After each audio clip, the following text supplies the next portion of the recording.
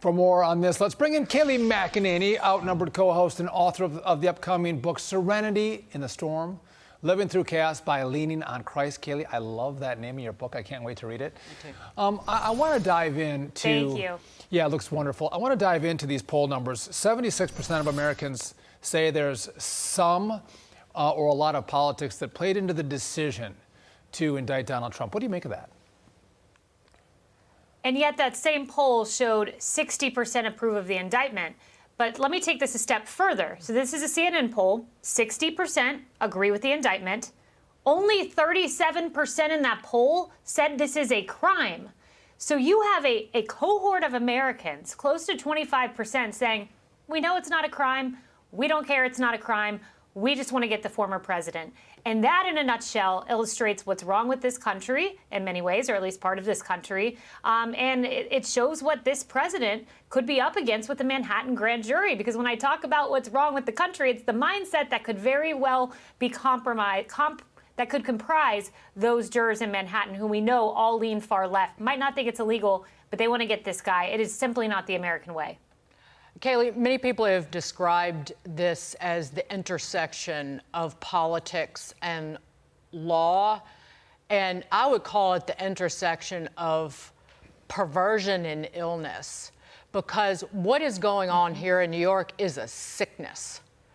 And looking at this indictment, Kayleigh, and you went to Harvard Law School, you're a lawyer. I talked to Andy McCarthy about this, communicating with him on this 34 felony count indictment.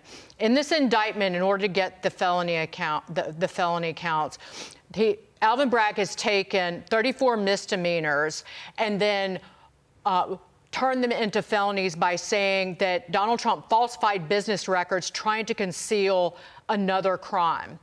And throughout the entire indictment, Alvin Bragg never mentions the other crime. He never mentions the other crime.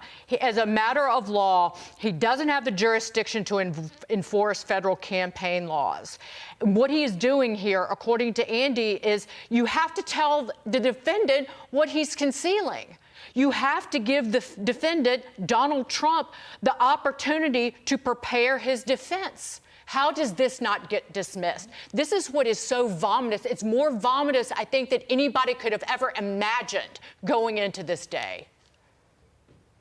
So let me paraphrase some of the legal analysis coming from a very low-rated network that happens to be very far left but considered mainstream. I think we all know the network that I am talking about. Well, that network, that legal analysis that was conducted in the aftermath of this, they talked this up. They said it was the Super Bowl today. That's how giddy they were. They said Donald Trump's been dreading this day all of his life, as if he's been walking around guilty all his life, not how the American justice system works. But after this, as you point out, flimsy indictment drops, 34 misdemeanor charges. They don't even cite the underlying crime. Incredible, right? Well, after that comes out, the legal analysis on this network was now he's trying to take New York state election law and apply it to a federal election. That's not going to work.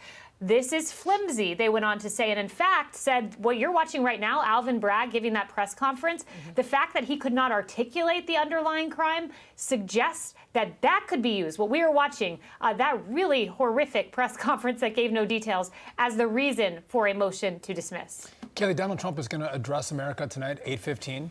What do you think he'll say? So I can tell you what I hope he will say, and it's this. Biden has a really interesting strategy. Biden has said, I'm not declaring for 24 now, according to reporting from Axios, because I want the Republican Party to self-destruct and look like a mess, fight one another, this indictment stuff going on. This is reporting from Axios. Let that go on.